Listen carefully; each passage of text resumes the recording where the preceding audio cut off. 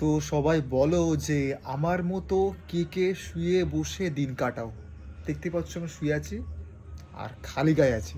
তো এই নিয়ে আবার অনেকে মন্তব্য করবে, বাজে মন্তব্য, ভালো মন্তব্য, যার যেমন মানসিকতা সে ঠিক তেমনই মন্তব্য করবে।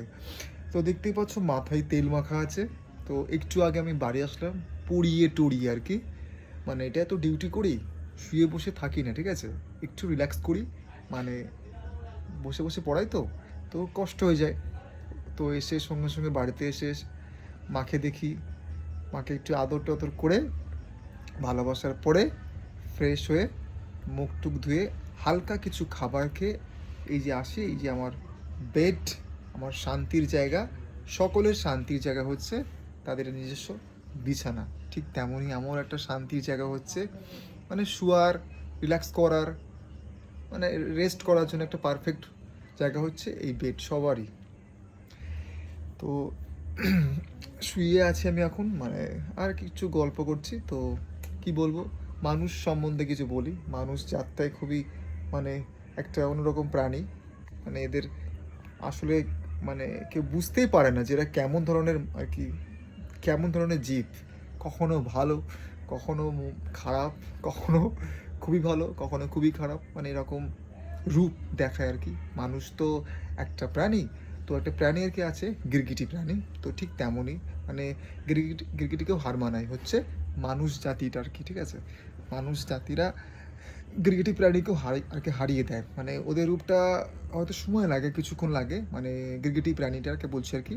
মানে তো সরীসৃপ প্রাণী, ওর একটু সময় লাগে মানে রং পাল্টাতে, কিন্তু মানুষের না ওর থেকেও কুইক সার্ভিস দেয় আর কি, মানে রং পাল্টাতে। আর মানুষ যে এত বেইমান হয়, মানে কি বলবো, বেইমান মানে প্রচুর। যে ঠকাবে না সে একদিন ঠকে, ঠিক আছে? মানুষকে ঠকানো একদম ঠিক নয়।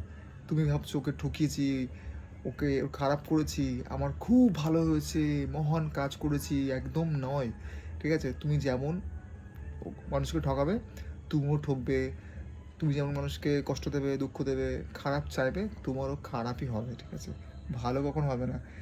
যতই তুমি তুমি ঠাকুরকে ডাকো না কেন, যতই তুমি ঠাকুরের মানে কি বলে উপোস করো না কেন, ভগবান দেখে সব উপর থেকে। তুমি হাজার পাপ করবে আর তুমি উপোস করবে, মানে কি বলে ভগবানকে ডাকবে, তোমাকে সব মাফ করে দেবে? কখনোই নয়।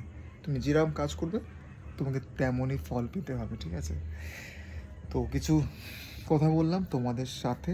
আর এই যে আমি এখন রিল্যাক্স করছি, আর আমার এটা কি হয়েছে কমছেই না এখানটাতে। সবাই বলছে কি হয়েছে কি হয়েছে, আমি বলছি কী হয়েছে, এটা পিম্পলস হয়েছে। তো কমে না, সঙ্গে সঙ্গে একটু টাইম লাগে।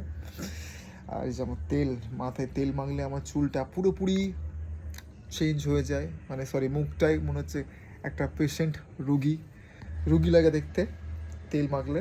এক একদিন মুখটা খুব সুন্দর লাগে আমি যখন শ্যাম্পু করি, আর যখন তেল মাখা হয় চুলটা পুরোপুরি পাল্টে যায়, একদম পুরো বিচ্ছিরি লাগে।